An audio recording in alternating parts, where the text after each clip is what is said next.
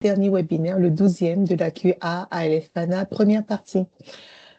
Félicitations à nous tous d'avoir tenu jusqu'ici et surtout avec un bel été, le beau soleil, de pouvoir mettre ces heures de côté pour travailler sur des choses qui ne sont pas obligatoires, mais des obligations qu'on s'est fixées. C'est beaucoup de discipline. Alors aujourd'hui, on va pas avoir un très long webinaire parce que c'est le dernier et il fallait le faire un tout petit peu léger. Mais on va quand même parler de choses utiles. On va parler d'évaluation, on va parler de différenciation pédagogique et puis un petit mot de la fin. Donc, c'est les deux sujets qu'on va aborder. Alors, l'évaluation et la NPP, tout de suite dans le sujet. L'évaluation et la NPP 172. Qu'est-ce qui nous est dit? En fait, tous les élèves sont, de façon générale, tous les élèves sont évalués de la même façon. On n'a pas de différence entre les élèves EPA-FENA et les élèves dits qui ont le français pour langue dominante. On va formuler ça comme ça. Alors, tout le monde est évalué avec le même curriculum, les mêmes attentes. Alors, une note globale 1, 2, 3, 4 ou ABCD, les commentaires, décrire les points forts de l'élève, indiquer les prochaines étapes pour s'améliorer, décrire le développement de l'apprentissage, mentionner des sujets particuliers, observation sur les notions fondamentales de l'apprentissage de la lecture et de l'écriture et des notions fondamentales en mathématiques. Donc, on nous donne quand même la latitude d'ajouter peut-être un commentaire pour signifier comment est-ce que les élèves évoluent en ce qui a trait à l'évolution des notions fondamentales de la lecture, nécessaires à la lecture et à l'écriture, et aussi les notions fondamentales en mathématiques. Donc, on pourrait, en plus du commentaire régulier, ajouter quelque chose. La NPP nous donne cette latitude-là. Autre chose, une note globale en pourcentage de la 7e à la 12e et à peu près la même chose qu'à l'élémentaire pour le secondaire. OK. Maintenant, au niveau de l'OQRE, il faut rester, là, c'est les informations les plus récentes que j'ai pu faire ressortir du site de l'OQRE. Mais il faut rester à l'affût parce que ces informations sont mises à jour au fur et à mesure. Donc, il vaudrait mieux toujours rester à l'affût. Mais pour l'instant, je vous ai mis les liens qui nous dirigent vers ces informations-là. Il faut garder ces liens-là. J'aimerais vous dire, si vous êtes dans le dossier, de les garder dans vos favoris pour s'assurer d'être toujours à jour. Alors, en lecture, aucune ressource n'est autorisée. En écriture, des dictionnaires bilingues, imprimés ou numériques, ou des ressources pour traduire un mot à la fois pour les tâches d'écriture et des questions à réponse construites uniquement. En mathématiques, des ressources bilingues au format numérique ou papier pour traduire un terme à la fois ou un texte plus important, par exemple une liste de termes bilingues, un outil de traduction, un outil de référence créé par l'élève. Alors, ce que je trouve intéressant avec ces deux points, c'est que, étant donné que les ressources sont permises en écriture et en mathématiques, c'est important que l'on montre à nos élèves comment les utiliser. Parce que si c'est le jour de l'examen qu'on le leur donne, ça va plus être un boulet qu'un outil. Donc, il faudrait peut-être dès le début de l'année leur montrer comment utiliser ces outils-là, comment s'en servir pour que ce soit utile. Alors, ces ressources, et puis là, il y a le petit astérisque justement qui précise dans la note de l'OQRE, ces ressources doivent être utilisées régulièrement par l'élève. Donc, techniquement, c'est pas le jour de l'examen qu'on lui flanque un dictionnaire, on dit débrouille-toi. Alors, au TPCL, un élève peut être reporté à l'année à l'année suivante si elle ou il n'a pas acquis le niveau de français pour réussir. Pour réussir.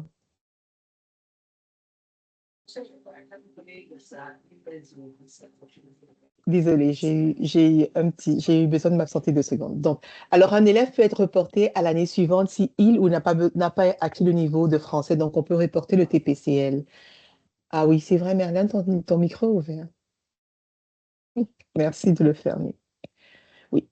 Alors, les autres informations, si vous voulez, comme je vous dis, c'est important de rester à jour sur le site du TPCL et en fait, de l'OQRE.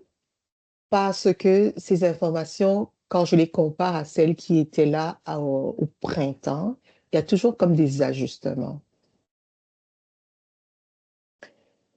Alors, on va tomber dans la différenciation pédagogique et on parlera d'évaluation tout à l'heure parce que quand on va regarder qu'est-ce qu'on peut différencier, on va voir qu'on peut différencier également la production. Et là, on va regarder qu'est-ce qu'on peut faire pour nos élèves apprenant du français. La différenciation pédagogique est une démarche dans laquelle l'enseignant ajuste le rythme, les tâches, les regroupements, les supports, les modalités d'accompagnement afin que chaque élève puisse progresser selon son profil, ses acquis et ses besoins. Grosso modo, c'est une définition assez simplifiée de ce que c'est. Alors, quand on parle de différenciation pédagogique, ben, qu'est-ce qu'il faut faire? C'est ce qu'on a vu durant toute la QA. Ben, il faut savoir identifier les forces et les besoins de l'élève, c'est la base. Ensuite, on doit tenir compte de leur niveau de préparation, donc de leur connaissance antérieure, mais aussi de leur perspective culturelle, de leur champ d'intérêt, de leur profil d'apprentissage, logico-mathématiques, linguistique, tous ces profils d'apprentissage-là. Et on peut ajuster notre enseignement pour différencier le contenu, le processus, la production et l'environnement. Aujourd'hui, on va voir des exemples pour différencier le contenu, le processus, la production et l'environnement. Donc, pourquoi? Parce qu'en différenciant ces quatre domaines, on encourage l'élève à progresser dans leur apprentissage tout en favorisant leur réussite et leur bien-être. Alors, quand on parle de différencier le contenu, de quoi est-ce qu'il s'agit? Ben, c'est la matière, donc les concepts que l'on doit apprendre. Ce qui permet de différencier ce domaine, c'est souvent la façon dont on présente la matière. Donc ici, il n'est pas question de diminuer les contenus ou de baisser les attentes, mais il est plus question, par exemple, de morceler la tâche, par exemple. Donc, on garde les mêmes attentes, on garde les mêmes contenus, mais on va aller peut-être un peu comment, graduellement et en morcelant. La pente doit être moins à pic. La différenciation du processus, c'est la façon dont l'élève s'approprie l'information et les habiletés pour mieux les comprendre. Pour différencier ce domaine, il faut planifier des activités d'apprentissage variées et pertinentes qui tiennent compte du profil d'apprenant des élèves. Donc ici, c'est là qu'on va aller regarder les intelligences multiples, mais c'est aussi là qu'on va aller regarder est-ce que je le fais en diade, est-ce que je le fais en autonome, est-ce que je le fais en enseignement réciproque. La différenciation de l'environnement, ben, c'est le fonctionnement du climat de classe. La classe, du climat de classe dans lequel l'élève apprend et fournit des preuves d'apprentissage. Pour différencier ce domaine, il faut planifier les règles, les routines de la classe, ainsi que la gestion du temps, l'espace et les ressources du groupe. Et enfin, la différenciation de la production. Ben, euh, pour différencier ce domaine, il faut ouvrir aux élèves des choix et des formats différents. Alors, on va regarder, donc, en différenciation pédagogique, je l'ai déjà dit, les attentes restent élevées. L'évaluation oriente l'enseignement en tout temps, donc on fait toujours de l'évaluation au service de l'apprentissage. L'exploration des notions importantes. Donc, lorsqu'on a enseigné, il faudrait déjà prendre du recul et se demander quel est le résultat d'apprentissage, quelles sont les notions essentielles. Et puis, c'est à partir de cela qu'on bâtit. Alors, on peut faire des différents points d'entrée dans l'apprentissage, dont les tâches à échelon, par exemple, de l'enseignement explicite, diverses façons de montrer l'apprentissage, le regroupement dynamique et souple, et puis des ressources de difficulté et de complexité variables. Concrètement, différenciation de contenu, on peut morceler la nouvelle matière pour qu'elle soit facile à comprendre en présentant les notions à l'aide d'appuis audio et visuels, en fournissant aux élèves des textes de lecture de divers degrés de complexité, en contextualisant la matière. Donc, par exemple, en sciences, c'est le contenu que j'évalue, ce n'est pas l'habileté à lire.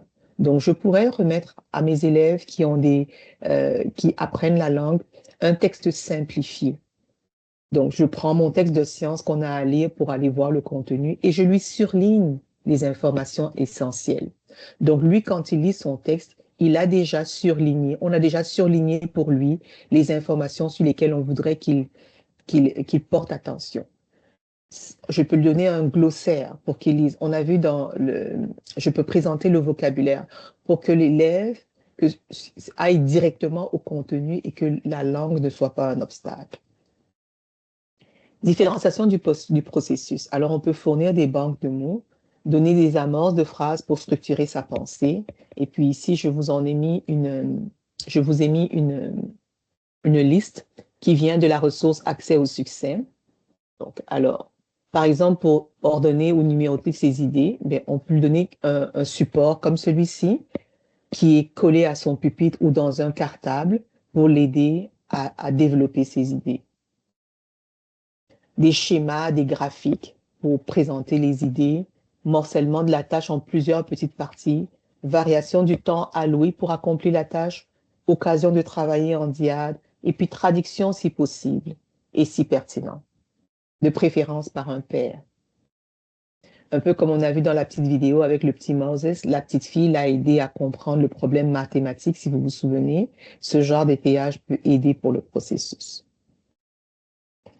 Différenciation de l'environnement. Alors, une organisation flexible qui favorise plusieurs types de regroupements. Donc, si notre classe est rangée en rang d'oignons, souvent c'est difficile de pouvoir faire des petits regroupements d'élèves pour les accompagner. Donc, c'est de se demander comment j'organise ma salle de classe pour qu'elle soit fonctionnelle et qu'elle soit flexible.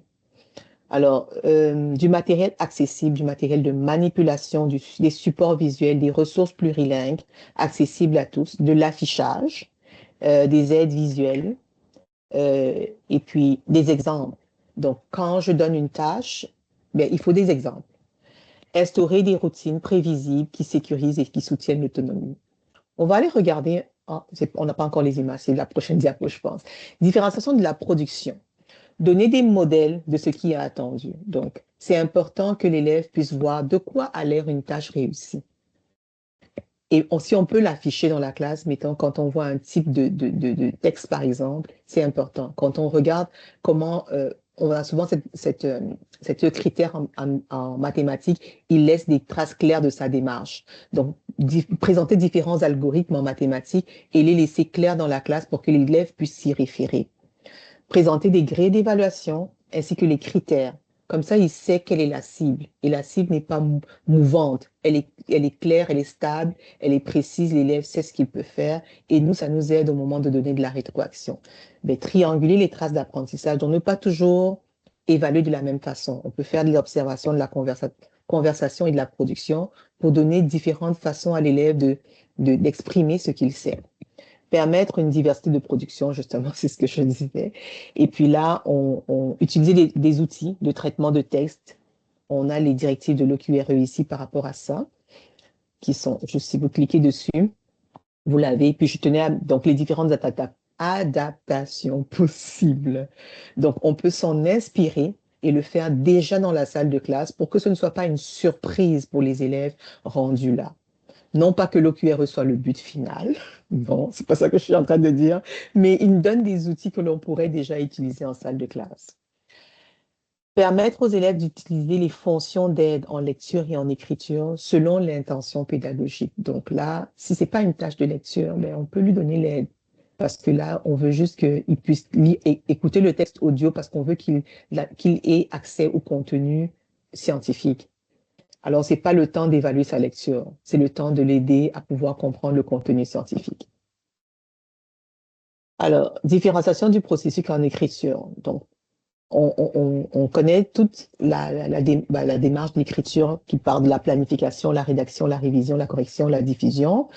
Alors, c'est important qu'à chaque étape, on se demande comment est-ce que je peux différencier la planification? Comment est-ce que je peux différencier la rédaction, la révision, la correction et au moment de la diffusion? Donc, pour chacune des étapes, c'est important d'y penser.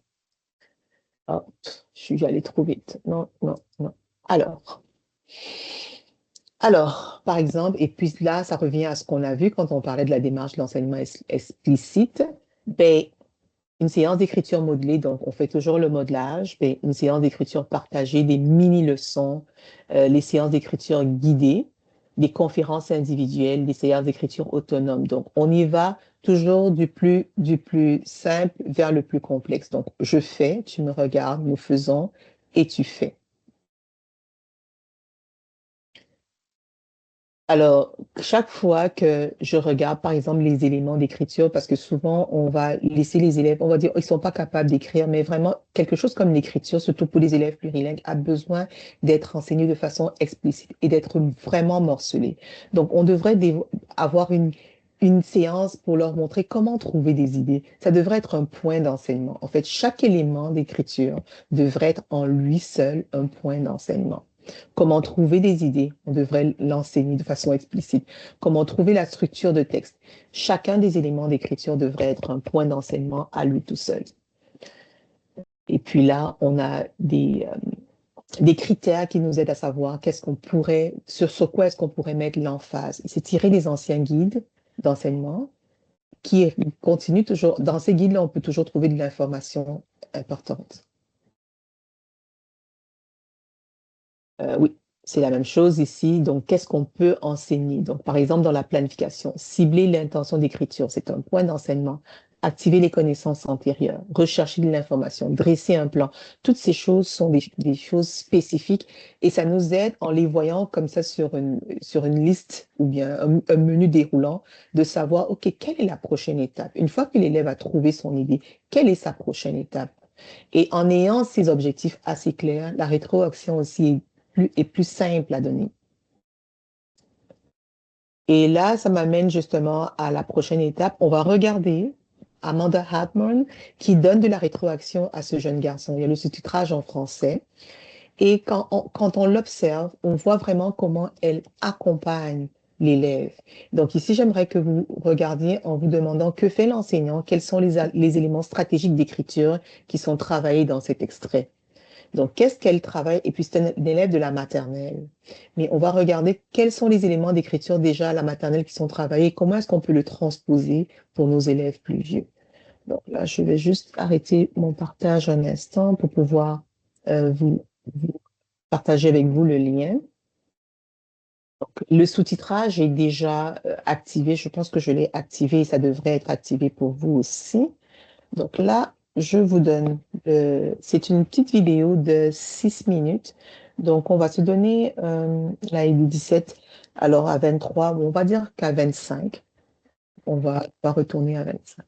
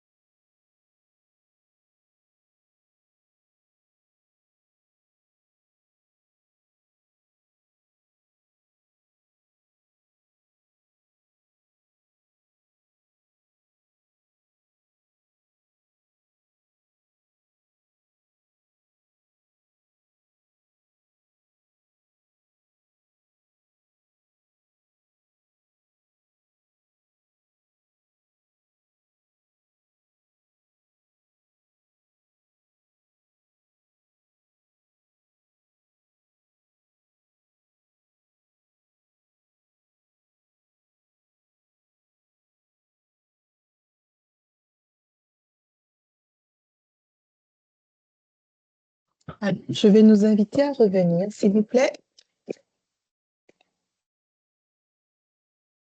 Alors, dans cet extrait, en tout cas, qu'est-ce que vous remarquez au niveau de la communication orale, au niveau de l'écriture?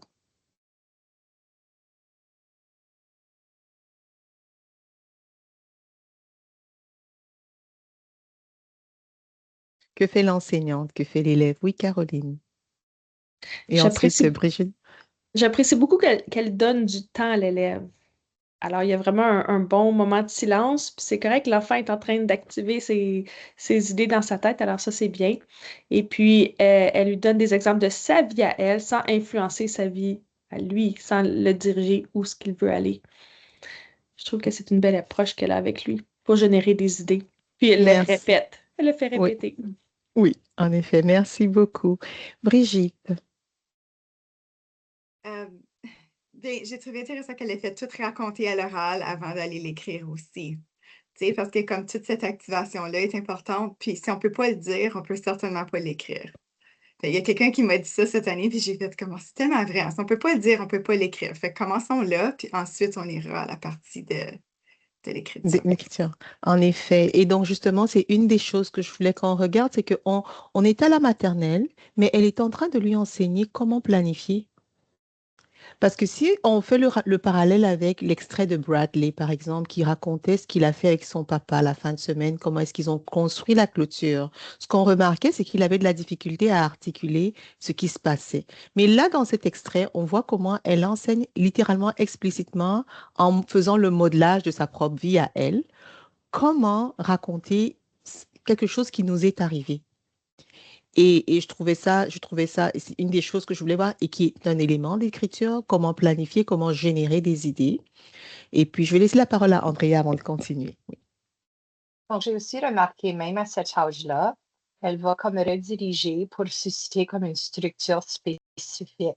Donc, je trouve que c'est très important, même à cet âge-là. Donc, elle va comme le rediriger, re-questionner pour Oui. s'assurer qu'il y a comme une structure spécifique. Exactement. Donc, on voit que lui enseigne la structure du récit, comment organiser ses idées pour qu'il y ait un début, un milieu et une fin. Et c'est vraiment de l'enseignement explicite, c'est du modelage qu'elle fait, mais il y a aussi de l'étayage parce qu'elle le soutient. Et elle le soutient en lui faisant toucher des pages pour raconter. Oui, il raconte avec des images, mais c'est une façon de planifier aussi. Parce que nous, des fois, quand on planifie pour notre cuisine, on n'écrit pas des mots, on fait des dessins pour planifier. Donc, c'est une forme de planification qu'elle est en train de lui montrer et que même nous, adultes, on continue à utiliser de façon spontanée. Et, et plus tard, c'est certain qu'il faudra enseigner les éléments fondamentaux d'écriture pour pouvoir écrire les mots comme il faut, entendre les sons et les noter. Mais avant de faire ça, comme tu dis, Brigitte, ben, si je ne peux pas le dire, je ne peux pas l'écrire. Il faut déjà que l'idée, ce qui se conçoit bien, s'énonce clairement et les mots pour le dire arrivent aisément. Il faut déjà concevoir. Et ici, on voit comment est-ce qu'elle aide le petit Harold à concevoir. Et c'est à peu près ce qu'on nous devons faire pour nos élèves. Mais pour arriver à, on voit qu'elle est dans la salle de classe, elle est dans un petit coin, elle est capable de le faire. J'imagine que les autres élèves sont là. Mais comment est-ce qu'on fait pour arriver justement à avoir un espace de classe qui nous permet d'avoir ce genre de rétroaction et d'enseignement en petits groupes? Une des façons, ce serait ben, l'organisation de l'environnement. Donc, dans nos guides d'enseignement efficace, il y a différents schémas comme ça. Dans les guides d'enseignement efficace, je pense gestion et planification. C'est là que j'ai tiré ces images-là. On a différentes façons d'organiser sa salle de classe et il faudrait que nos profs, surtout ceux qu'on accompagne, réalisent que on ne peut pas juste organiser la classe pour que ça fasse joli, mais il faut être intentionnel dans la façon par laquelle on organise notre salle de classe. Une salle de classe comme celle-ci facilite l'accompagnement justement en petits groupes. Là, dans la vraie vie, je l'ai vu sur la classe de Madame Levasseur et j'ai dit, ah, quelle belle photo qui pourrait être illustrée dans une vraie classe qui ressemble à nos classes. Comment est-ce qu'on pourrait organiser l'espace pour que ce soit propice à la compréhension? Oh, on ne voit pas mon écran. Sorry. Je suis désolée. Chut. Encore. OK. Je m'excuse. OK. Oups, attends, je vais retourner rapidement et je vais vous montrer. Donc, cette image, je l'ai tirée des guides d'enseignement efficace, les anciens, du moyen, dans la ressource, la gestion et la planification. Et dans le guide, vous avez différentes organisations de la salle de classe que vous pouvez proposer à vos enseignants selon l'intention. Celui-ci, je trouvais qu'il était idéal parce que non seulement on peut faire de l'enseignement magistral, le modelage, par exemple, mais on peut faciliter aussi l'accompagnement en petits groupes. Dans la vraie vie, ça ressemblerait à ça. Ça, c'est la classe de Madame Levasseur. Je l'ai trouvé sur son blog et j'ai trouvé que c'était génial parce que au-delà d'être un petit croquis, ben, c'est dans la vraie vie. Comment est-ce qu'elle a organisé? On a un lieu de rassemblement, on a la petite table pour les guider. Bref, on a des espaces assez spécifiques et puis il y a même encore de l'espace pour circuler. Et même si on avait un élève qui serait en chaise roulante, il aurait quand même de quoi se déplacer dans cette salle de classe-là. Oui, Fatima. Ce n'est pas pour critiquer ou quelque chose. J'aime beaucoup l'emplacement de la classe, mais Oui. ça va à l'encontre de notre réalité en ce moment-là. J'aimerais tellement organiser ma classe comme ça. C'est très, très, très beau circuler, mais on a un très grand nombre d'élèves en salle de classe et on ne peut pas se permettre ça. On est vraiment coincés là. Oui, oui. On est vraiment coincés. Ça, c'est l'idéal. J'adore cette image. Je rêve de circuler entre ces pupitres sans me faire frapper par des coins par-ci, par-là. C'est vraiment beau. Oui, c'est une inspiration. Et puis, on a cette autre classe ici. Je l'ai toujours tiré du même site web, du même blog. Et puis, dans un angle, elle avait des pupitres debout. Donc, on a cet élève-là qui a besoin de bouger, qui est sur son petit vélo stationnaire. Donc, je trouvais ça intéressant. Je donne juste des images pour qu'on ait des idées. Différenciation de la production maintenant. Oui, vas-y, Christine. Je voulais juste ajouter, je remarque dans les salles de classe, c'est les deux photos, qu'il n'y a pas beaucoup non plus sur les murs. Non. Et je trouve que ça aussi, c'est important. Ce qui est affiché devrait être utilisé et enseigné explicitement. Puis, parce que j'accompagne dans plusieurs salles de classe, parfois, c'est un défi parce l'intention est bonne. On veut fournir plein de ressources, mais souvent, c'est trop. Fait qu'il faut vraiment être particulier, puis enseigner avant, puis s'assurer que les élèves s'en servent si c'est affiché. En tout cas, j'ai juste remarqué que c'est pas... Et c'est un bon point parce que la rentrée arrive. On va souvent arriver dans des salles de classe. Le premier jour de la rentrée, tous les murs de mots sont déjà affichés. Et puis, les murs de mots ne sont pas une décoration. J'aime souvent dire ça. C'est un outil et il faudrait le bâtir avec les élèves. Oui. Et oui, c'est un bon point. Et souvent, on va voir, oui, et puis ça fait une surcharge, en tout cas pour moi, ça fait une grosse surcharge mentale d'avoir autant d'informations et de se retrouver pour un élève. Et l'autre chose qui est aussi bon à dire, je me souviens quand je me promenais encore dans les salles de classe, je disais toujours aux profs, surtout aux primaires, vous êtes grand de taille. Quand vous affichez des choses qui sont perchées au plafond, là, dites-vous que vos enfants, là, ils ne peuvent pas le voir. Oui. Donc, affichez à la vue des élèves. Il faudrait que vous vous placiez accroupi et que vous voyez si ça tombe à leur regard, pour qu'ils puissent s'en servir. Parce que si c'est au perché, ils ne vont pas pouvoir s'en servir. Et oui, c'est des points, c'est un bon point. Merci de le souligner. Je ne sais pas si j'ai le temps. J'ai eu une idée l'autre jour quand on parlait des murs de mots que je voulais juste partager parce que Vas-y. mais c'est pas moi, là. C'est le mur de mots, comme tu dis, devrait être vivant. Donc, on devrait, une fois que, tu sais, habituellement, 80% des élèves connaissent le mot. En tout cas, on l'enlève, mais souvent, je vais suggérer aux enseignants de juste un anneau, prendre les mots, puis les laisser accessibles aux élèves, mais ils n'ont pas toujours nécessairement besoin d'être affichés.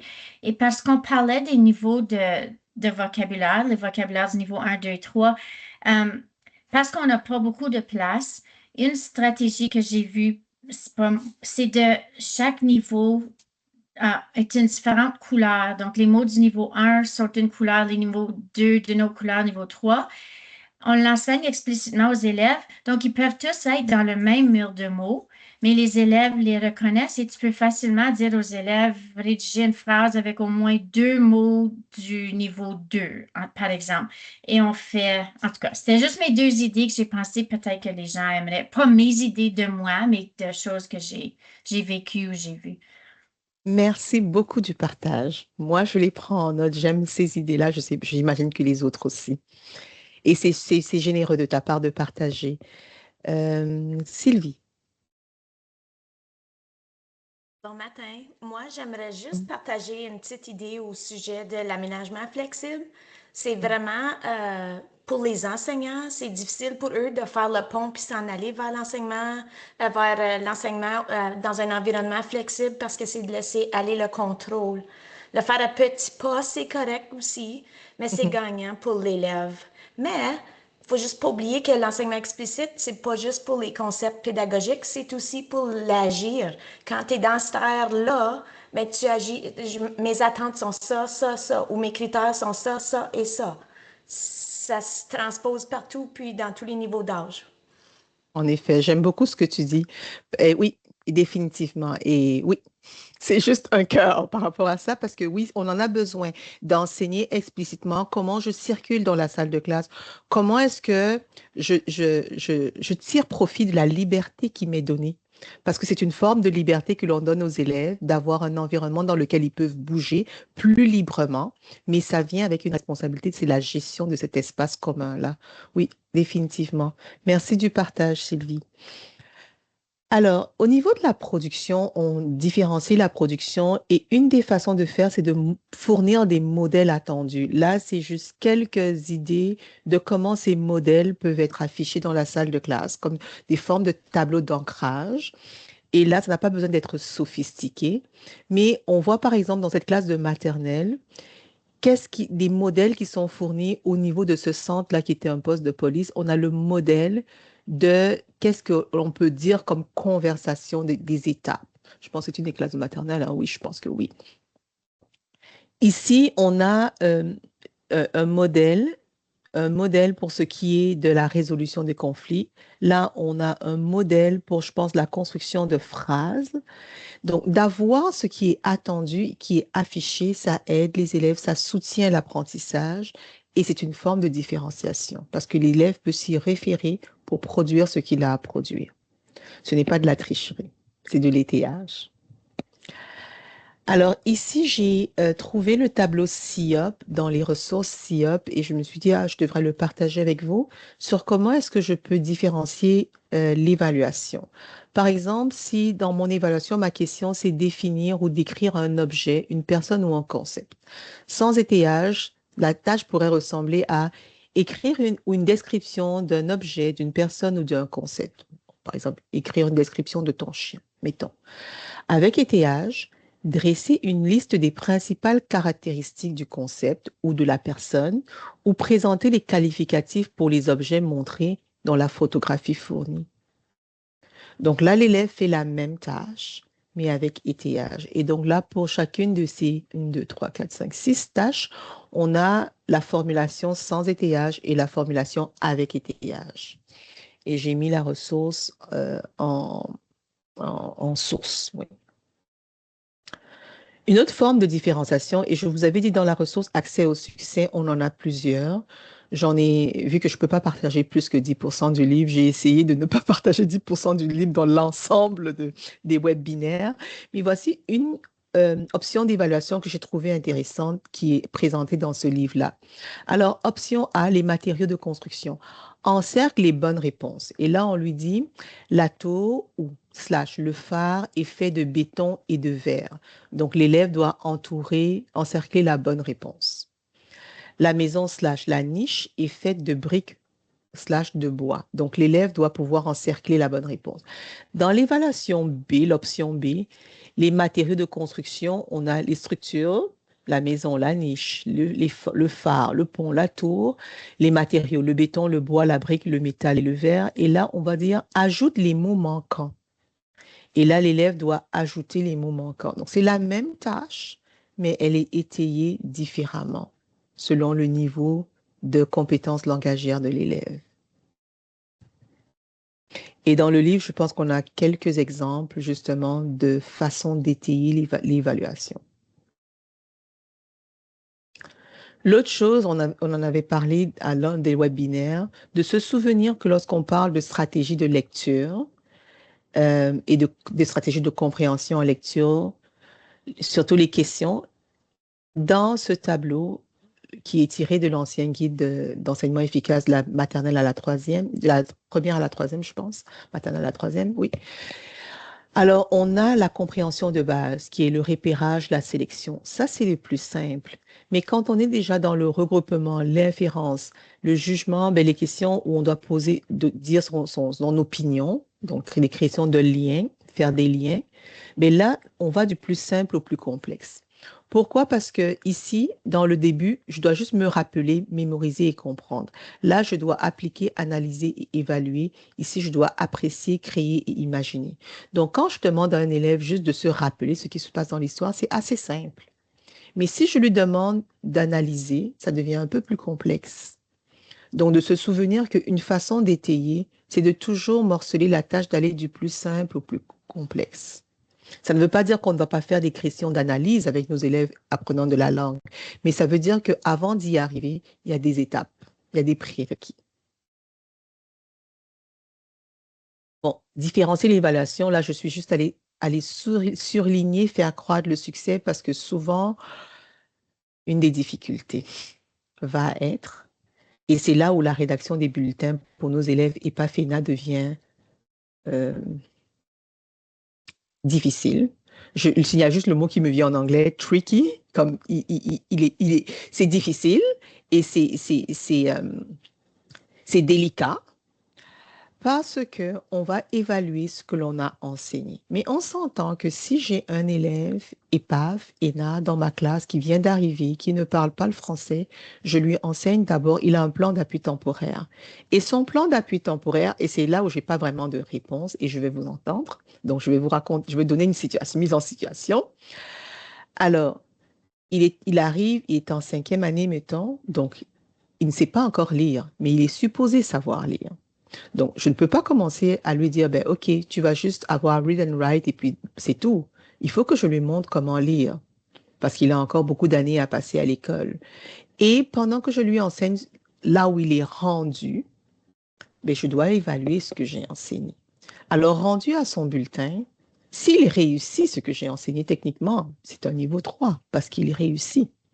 Mais il n'est pas dans son année scolaire, dans les attentes de son année scolaire. Comment on gère ça?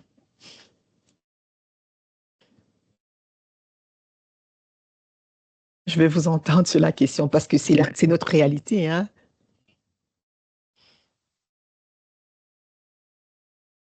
C'est quoi les pratiques dans votre conseil? Quelles sont vos suggestions à vos profs? Ici, c'est sans jugement, hein. On parle, c'est un remue-ménage.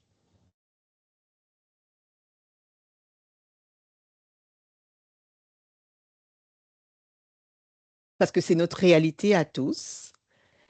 Alors, moi, je vais vous dire ce qui se passe, ce que j'ai vu faire, OK? J'ai vu des fois, on va l'évaluer là où il est rendu, mais on va faire un commentaire supplémentaire pour expliquer que oui, il progresse, mais il n'est pas dans les attentes de son année. On va ajouter ce commentaire pour que ce soit mentionné quelque part. Il progresse par rapport à ce qui a été enseigné, mais il n'est pas dans son niveau d'année. Qu'est-ce qui se passe dans vos conseils par rapport à ça? Comment vous gérez la situation? Oh mon Dieu, vous êtes bien. Oui, Mélanie. Mélanie, ensuite Andrea. Ben, nous, c'est que, dans le fond, l'enfant aurait un PEI OK. avec des attentes modifiées ou adaptées. Puis, dans le bulletin, c'est écrit, je me souviens pas de la phrase, mais il y a une phrase spécifique qu'il faut écrire comme par rapport à ses attentes, parce que l'enfant peut absolument avoir un 3, là. Mhm. J'ai déjà enseigné dans une école où que j'avais un élève, puis j'y pense encore aujourd'hui parce que j'ai suivi les mauvaises consignes, puis je vais toujours m'en souvenir. J'ai un élève qui savait toutes les réponses comme en enseignement religieux, mais juste en anglais. Il parlait juste anglais. Puis l'enseignante ALF dans le temps m'a dit, ben, il poche, il l'a juste dit en anglais. Puis j'ai dit, oui, mais il savait toutes les réponses, par exemple, que ce soit en anglais ou en français. Fait qu'il faut, puis écoute, ça fait 3-4 ans de ça, j'y pense encore parce que même avec ce que vous nous avez enseigné là, dans cette QA, il passait pareil, là. Il connaissait toutes les réponses. Fait que c'est vraiment de bien expliquer dans le PEI les adaptations, les modifications. Et dans le bulletin, c'est d'écrire, faire le lien entre le PEI et la note au bulletin. Merci beaucoup de ton partage. Merci. Merci beaucoup. Andrea, Christine. Donc, je crois aussi c'est le temps où ce que l'élève nous arrive aussi, c'est un point à soulever. Parce que si l'élève arrive, puis ça fait quelques mois, j'ai déjà vu qu'on va mettre un commentaire où est-ce que voici ce que l'élève a réussi, puis on a une phrase genre générique où est-ce qu'on va soulever que c'est peut-être pas une attente, disons, de 5e année. Mais nous autres, c'est toujours comme un défi, le PEI ou non, parce que c'est pas toujours l'élève qui a une difficulté d'apprentissage, c'est juste qu'il n'a pas acquis les connaissances pour ce niveau d'âge-là en question. Donc, il faut vraiment, je crois, comme avoir une réflexion par rapport à cela. C'est pas nécessairement on va à un PEI de ce genre-là. C'est qu'on va individualiser son enseignement jusqu'à ce qu'il puisse venir à atteindre le niveau comme la 5e année, disons. Moi, je trouve aussi que c'est un défi. Est-ce qu'on met une note? Parce qu'on peut mettre un I aussi. Puis je trouve que ça devient toujours une conversation. Est-ce qu'on met un I? Est-ce qu'on met une note qui cible le niveau de ce qu'on a évalué? Donc, je ne sais pas si on pourrait peut-être faire du pouce sur ça. Quand mettre le I, quand mettre, c'est toujours pour nous quelque chose Un à défi. discuter. Oui. Merci beaucoup du partage. Oui, Christine et ensuite Fatima. Je pense que c'est une question quand même assez complexe. Il n'y a pas nécessairement une bonne réponse. Chez nous, on se pose également la question. Il y a différentes situations. Le profil de l'élève, je pense, c'est toujours de là où il faut partir. Puis, avec le programme, quand on avait le programme PANA et le programme Code ALF, cela nous permettait de reculer dans les années, de mettre un commentaire parce que ce n'est pas des élèves en difficulté. On peut avoir des élèves apprenant de la langue qui sont en difficulté, mais c'est différent. Maintenant, je ne suis pas certaine, sans ces programmes-là, je ne suis pas certaine pour l'idée de, comme je ne sais pas qu'est-ce qu'on va nous dire par rapport à reculer dans le programme sans nécessairement, il va avoir les plans d'appui. J'imagine que ça va être par rapport à ça.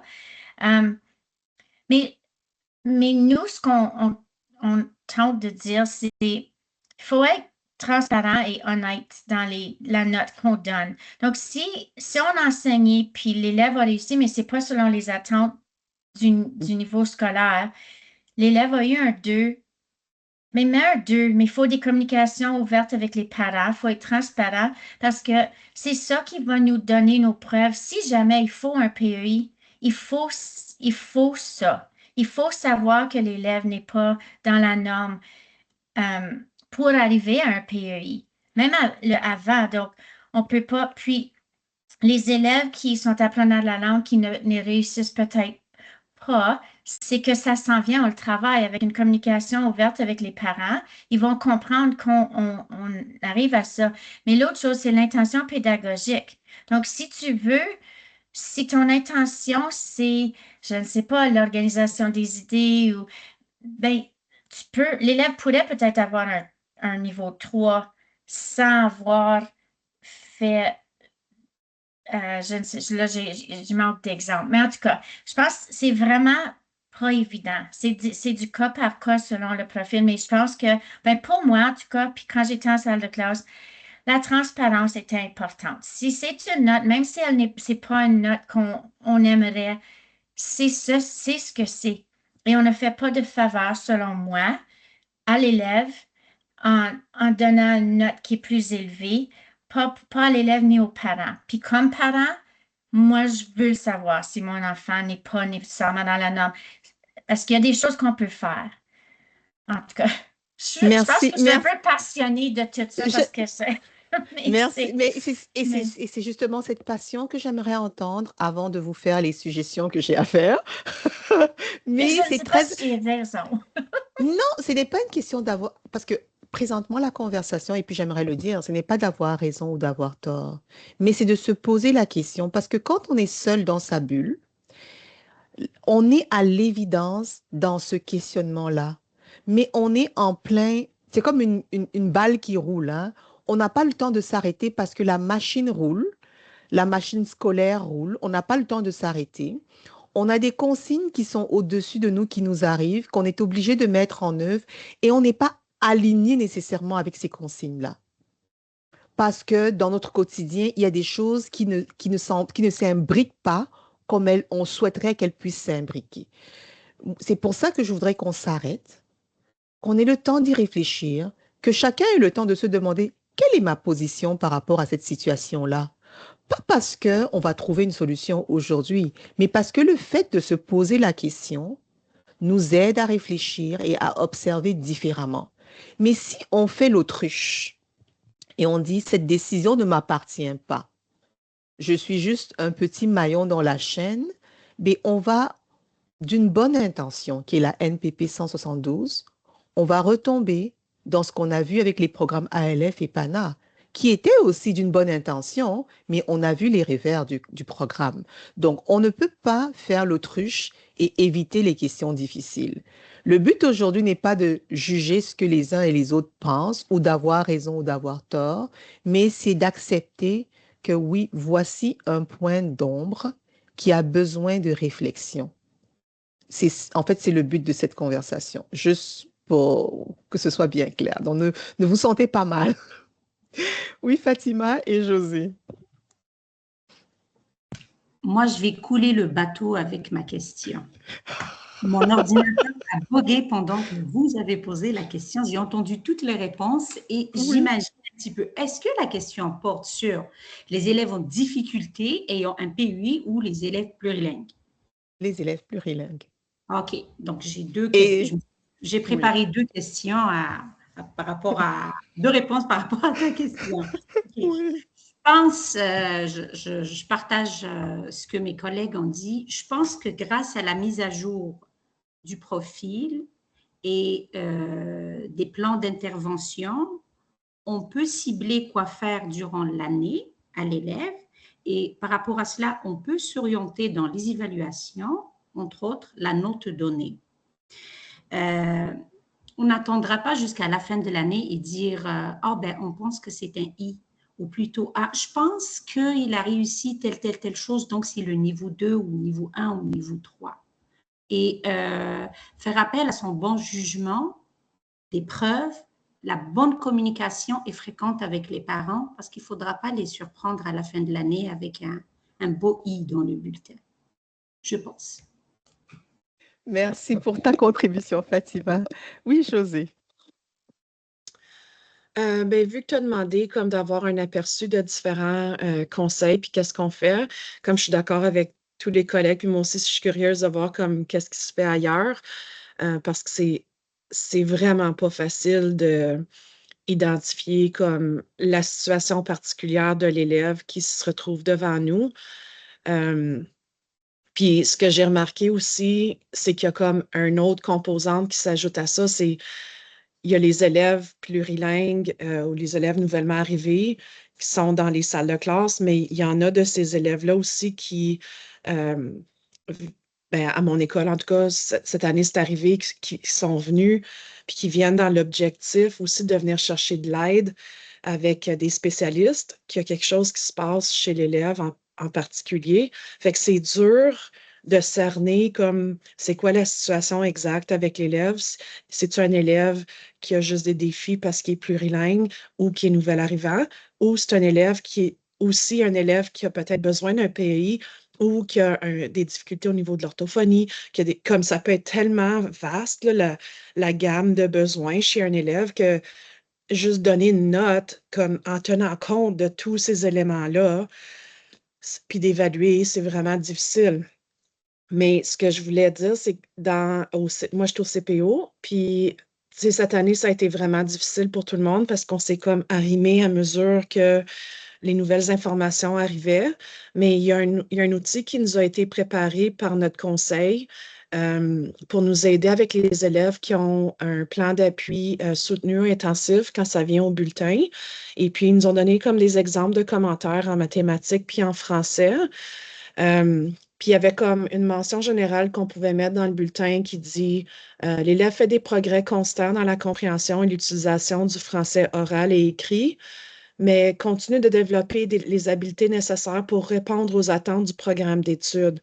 Fait que puis il y avait comme une liste de différents, comme des exemples de commentaires qu'on pouvait mettre. Fait qu'en utilisant la triangulation, si tu es capable d'aller chercher certains éléments où tu vois que l'élève est capable de faire certains progrès, ben, tu peux le mettre dans ton commentaire, mais tout en disant que l'élève, il y a encore beaucoup de défis qui sont là. Mais là, je pense que le défi le plus grand, c'est d'attribuer une note par rapport à ça. Le commentaire, je pense, est super important parce que c'est là où est-ce que tu vas pouvoir comme justifier la note qui est là, tout en donnant peut-être un aperçu de la situation qui se passe vraiment en salle de classe pour pas qu'il y ait de surprise pour personne. Merci beaucoup pour ton partage. On va entendre Sylvie. Et puis après ça, je vais comme clôturer un peu cette conversation. Moi, je suis d'accord avec tout le monde. Puis, je crois qu'il n'y a pas de recette magique. C'est beaucoup aussi du cas par cas. Parce que la cible, elle n'a pas de différenciation. La cible, c'est la même pour tout le monde. N'est-ce pas? Oui. Alors, c'est comme ça. Mais il faut toujours faire confiance aux parents. Le parent, là, il le sait que son enfant est un apprenant de la langue. Il le sait. Donc, il le sait que son enfant n'apprendra pas la langue dans à peine quelques mois. C'est un long processus aussi. Donc, quand on est en communication avec le parent, étroitement, je sais qu'on ne peut pas faire ça avec tout le monde, mais avec les cas les plus criants, on le sait que le parent est très conscient qu'il ne sera pas à la hauteur des autres élèves. Il le sait. Donc, souvent, lorsqu'on explique aux parents que ton enfant est en apprentissage, probablement que ton enfant va avoir un D, il n'a pas fini d'apprendre, mais juste le rassurer aussi avec ça. La plupart du temps, là, les enfants ne rentrent pas à l'université avec les notes de troisième année. Il faut juste s'entendre que c'est un processus de longue durée. Une note sur le bulletin ne représente pas exactement tout ce que l'enfant sait faire. Mais le parent, juste la communication, c'est super important. Je trouve que ce que tu dis, merci Sylvie, merci pour toutes vos interventions. Et là, je voudrais mettre les choses en perspective. Juste parce que on est tout à la bonne place. Ça, c'est ce que j'aimerais dire. On est tout à la bonne place dans tout ce que j'entends et c'est juste merveilleux. Maintenant, ce qui rend cette question difficile, c'est la politique sur l'équité et l'inclusion qui fait en sorte, qui nous dit clairement, il ne faudrait pas que la façon d'évaluer ou d'enseigner brime les possibilités scolaires des élèves, présentes et futures. Et c'est fort de ce dire-là, ou de moins de cette affirmation qui est claire dans nos politiques, qui fait en sorte qu'on a eu plusieurs plaintes, on a beaucoup, et dans différents conseils de la province, à l'échelle de la province, parce qu'il y a des parents qui disent, les chances de mon enfant ont été brimées par la façon par laquelle il a été orienté. À l'élémentaire, on ne le voit pas beaucoup, mais au secondaire, on le voit plus. Alors, ma question pour vous, ou du moins la suggestion, et vous l'avez tous dit, c'est d'abord la transparence avec les parents. Il faut que les parents aient l'heure juste. Et, Sylvie, tu l'as bien dit, la cible n'est pas mouvante. Le niveau 3 ne peut pas varier d'un élève à l'autre. Donc, lorsqu'on parle de différence, et c'est un des points clés aujourd'hui, lorsqu'on parle de différenciation pédagogique, le 3 ne peut pas varier d'une école à l'autre. Un 3, c'est un 3 et il doit être le 3 dans l'ensemble de la province. Et c'est ici qu'on a la beauté de l'OQRE, parce que ça nous aide à savoir l'heure juste. Un élève qui réussit en troisième année, de quoi est-ce qu'il a l'air? C'est quoi un 3 en troisième année? C'est quoi un 3 en sixième année? C'est quoi un 3 en neuvième année? C'est important que l'on sache clairement la cible et que par rapport à cette cible, on soit capable de dire aux parents l'heure juste en mettant des gants blancs, mais on doit le dire. Ça, c'est la première chose. Deuxième chose, nous sommes sur le plancher des vaches, chez nous qui sommes sur le terrain. Et on a des agents d'éducation au ministère, c'est important de les tenir informés de ce qui nous cause problème sur le terrain. On a la possibilité d'envoyer des courriels et de dire, on aime la politique, voici ce qu'on aime dans la politique, voici ce que ça nous apporte de bien, mais voici la difficulté qu'on a. Ça prend que vous nous donniez une ligne claire. Et plus ils vont recevoir nos demandes, plus ils vont se pencher sur la question parce que ça devient un vrai problème. Mais si on grommelle dans les chaumières sans rien dire, sans refaire remonter l'information, ce n'est pas documenté et on ne trouve pas de solution. Donc, une des façons de documenter, c'est qu'en tant qu'individu en salle de classe, nous avons le droit de dire, je veux bien faire ma job. Voici ce que je comprends que vous me demandez, mais voici un problème que j'ai et je n'ai pas de solution. Pouvez-vous m'aider à trouver une solution? Et plus ils vont recevoir des courriels, plus le problème va devenir un problème.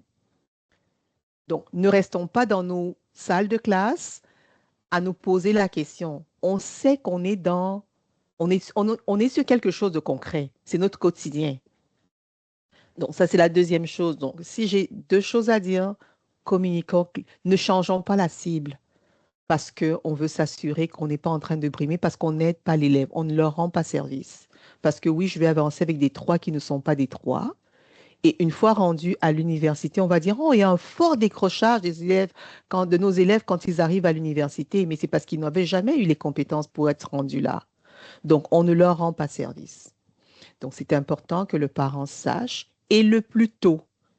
Parce que on ne rend pas service quand on a, mettons, moi, j'évalue selon la norme, j'accompagne l'élève et mon collègue après ne l'accompagne pas. Et c'est important de souligner. Et là, j'aimerais revenir à ce que Mélanie disait, par exemple, par rapport à l'évaluation. C'est important d'évaluer et d'étayer l'évaluation et de rendre compte de ce que l'élève sait selon l'intention. Si mon intention n'est pas l'évaluation de la langue, si mon intention n'est pas je dois évaluer ce que j'ai enseigné. Mais c'est aussi important de s'assurer qu'un 3 à North Bay et un 3 à Windsor et un 3 à Ottawa. Ne faisons pas changer la cible. Donc, là, on arrive pratiquement à la fin. Je vais juste présenter quelques ressources que j'aimerais qu'on regarde. J'imagine que plusieurs d'entre vous la connaissez, la ressource. Ça, c'est un apéron qui met en lumière un peu comment mettre en œuvre la différenciation pédagogique. J'ai mis la ressource dans la slide. La ressource que j'aimerais qu'on regarde, c'est évaluer, différencier et réussir. J'imagine que plusieurs d'entre vous la connaissez. Est-ce qu'il y en a? Oui, OK. Si vous la connaissez, ben, tant mieux. Je pense que la majorité, mais je pense que c'est une ressource à partager à nos collègues. Et ici, je voulais qu'on regarde surtout la planification à rebours, parce que c'est important justement que nos collègues, qu'on sache quelle est la ligne d'arrivée. Donc, on n'enseigne pas navigation à vue. Il faudrait que ce soit comme une pratique tellement ancrée dans nos pratiques, si nous sommes en salle de classe, ou pour nous qui accompagnons, de dire à nos collègues, c'est important de toujours faire une planification à rebours. C'est quoi la ligne d'arrivée? L'élève doit le savoir et nous, comme enseignants, on doit savoir c'est quoi la ligne d'arrivée. Parce que si on sait la ligne d'arrivée, ben, on encourage, on sait que ce qui travaille la motivation chez nos élèves, ben, c'est la réussite. Je suis motivée à faire du vélo si chaque fois que j'en fais, je m'améliore et j'ai la sensation de m'améliorer. Donc, pour ça, il faut que la cible soit claire. Je suis encouragée à aller au gym si chaque fois que je vais au gym, je vois que je m'améliore. Mais si je ne vois pas d'amélioration parce que la cible est mouvante, ben, je perds courage. Donc là, c'est la ressource que j'aime. Et puis, bien évidemment, toutes ces ressources-là qui sont toujours très d'actualité, les preuves d'apprentissage, le fascicule 3, les critères d'évaluation, les fascicules 2, et puis le site évaluer, différencier, réussir. Et là, celle-là, pardon, toi, ben, les stratégies de différenciation, donc je les ai juste fait ressortir parce que ça permet de voir des activités qui permettent, donc je les ai extraits de la ressource pour qu'on puisse voir par exemple, le groupe d'experts, le RAFT, le tableau de choix. Donc, c'est des différentes possibilités pour différencier et puis bien évidemment faire croître le succès. Donc, voilà les pages 90 à 93 qui nous donnent des ressources. Donc, c'est une liste de ressources. Félicitations à vous et à moi. Nous avons terminé. Nous avons terminé. Oui, Andrea. Oui. Ah oui, oui, c'était juste, oui. Je suis contente qu'on soit arrivé à la fin. Honnêtement, bravo à chacun d'entre nous. Et puis, c'est ça, c'est ce que j'avais préparé pour cette QA. Si on a des questions, comme on est d'accord que je vais rassembler toutes les tâches du module A et du module C. Je vais les émettre dans un document et puis je vais les partager. Je vais m'assurer de mettre les auteurs pour que quand vous allez les utiliser, vous puissiez mentionner que c'est le travail de tel ou de tel autre, parce que c'est toujours important de rendre à César ce qui appartient à César. Et puis, voilà. Donc, toute la semaine prochaine, je vais extraire, parce qu'il faut que je les télécharge, que j'organise dans un petit tableau et que vous puissiez y avoir accès. Donc, c'est ce que je vous promets. Et puis, bien, quand j'aurai les copies, je sais que j'ai déjà reçu des tâches, mais je vais commencer les corrections demain, samedi. C'est ça que je vais faire toute la journée.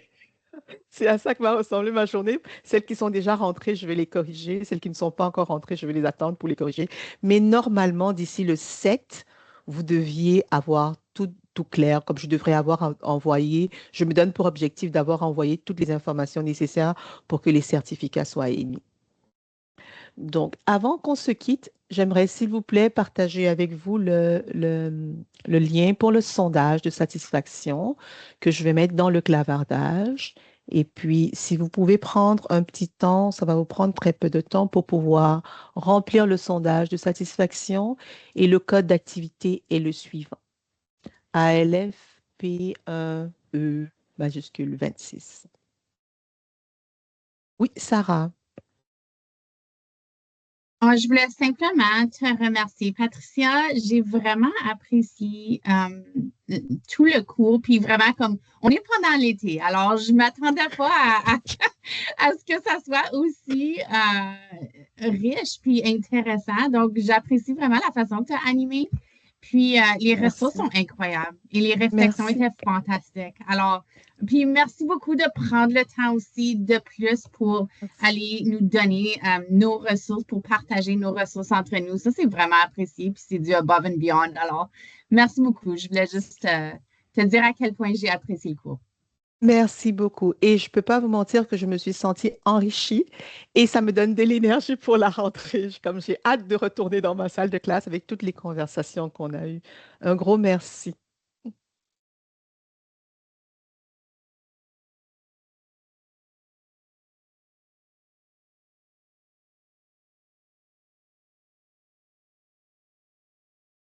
Bonne fin d'été tout le monde, puis bon retour en classe dans quelques Oh semaines. oui, ben oui, ça arrive vite, hein. L'autre jour, je regardais mon calendrier, je me disais, oh mon Dieu, déjà le 24. Oui, et puis bon retour à chacun d'entre nous dans son rôle, et puis bon succès surtout. Merci. Patricia, est-ce qu'il va y avoir une deuxième partie de ce cours? Oui, il devrait avoir la suite. Là, l'Ordre des enseignants a donné l'aval pour que les lignes directrices soient rédigées, donc comme ils ont fait la publication. Donc, normalement, tout l'automne. Les nouvelles lignes directrices vont être écrites. La partie 1 peut être donnée parce que l'ordre avait donné une autorisation provisoire pour que cette partie soit donnée l'été. Donc, elle a été révisée par rapport à ce qui a été donné et par rapport à la NPP. Mais la partie 2 et la partie 3 n'ont pas encore été révisées. Les rédactrices travaillent là-dessus et normalement, elles devraient terminer au mois de décembre, je pense. Donc, probablement d'ici l'hiver ou le printemps, la partie 2 pourrait être offerte, oui. Si tout va bien dans le cheminement de rédaction, de révision de l'ordre et tout le reste. Ouais. OK, merci. C'est bon. Merci beaucoup. Merci à vous tous. C'est du fond du cœur. Je vous remercie grandement. Et puis, je vous souhaite un bon restant d'été, de recharger les batteries et puis un bon retour dans vos tâches respectives, dans vos rôles. Un bon succès. Merci, madame. Merci beaucoup. Bye. À la prochaine. À la Merci. prochaine. Merci, Merci. Patricia. Merci. Merci. Bon été. Merci beaucoup. Merci Oui. beaucoup. Merci beaucoup. Merci. Merci. Voilà. Merci. Bonnes vacances. Oui, il nous reste encore quelques semaines. Bye bye.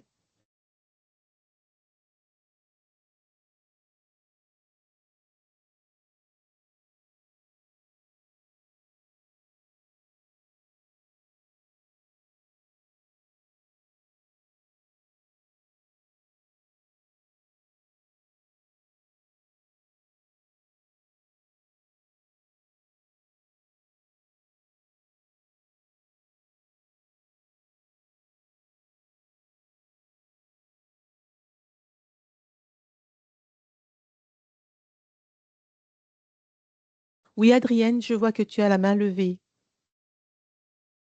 Oui, bonjour Patricia. Oui, Je ne sais pas bonjour. si il est encore temps de faire les...